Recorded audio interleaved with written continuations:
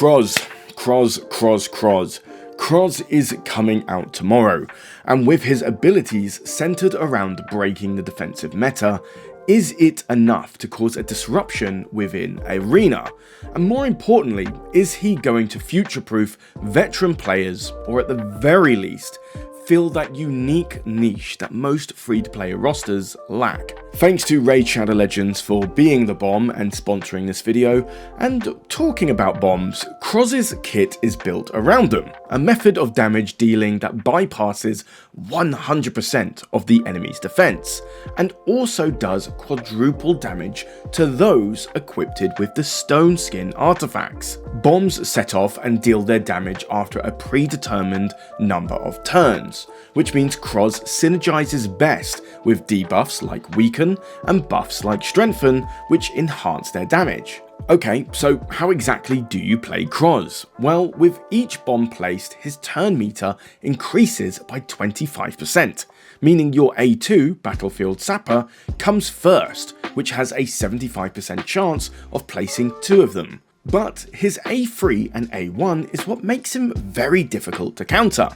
His A3, Mongolian Maul, has a 75% chance to reduce the detonation timer by 1 turn on all champions, making it difficult for the opponent to build enough buffs to counter the damage. If there is one particular target you need to focus on, your A1, Pulverizing Pummel, attacks 3 times, with each attack providing 30% chance of reducing the detonation time by 1 turn, and if that wasn't enough, a further 30% chance to place a stun debuff also. But here's the thing, his 4 times increased damage to Stone Skin and his affinity friendly bomb placement will always make him valuable in PvP. But I see Kroz excelling more in faction wars more than anything, scaling better with wave-based content compared to the faster-paced arena, and outside of those, I expect him to be quite unimpressive. Hell Hades gave him a 4 out of 5, which I think is a little more on the generous side, but I ultimately do agree with. For newer players, he's not worth attempting to fuse for. He's not designed to be that universal carry fulfilled better within other legendaries. For free-to-play players, this could be an interesting avenue for you to scale the meta faster than traditional grinding would offer.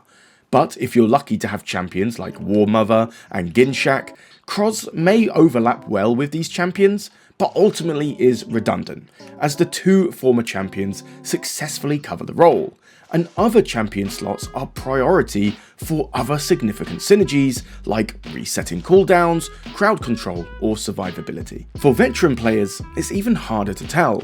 Many creators and endgame players are leaning more towards no, and I can understand why.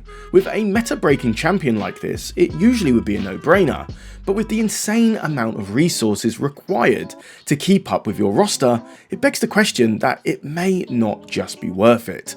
Sorry to not give such a defining answer. Champions like Kroz make it difficult to simply say yes compared to super synergized teams like the TMNT Turtles, but it certainly adds an interesting twist that could somewhat disrupt the meta for free-to-play players and veterans alike. But hey, maybe you disagree with me, and I would really want to know why. Let me know in the comments down below.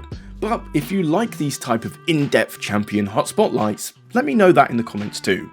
But besides that, I've been Charlie, you've been watching Bovine Raid, and you can check out these 2 videos that should be appearing right here.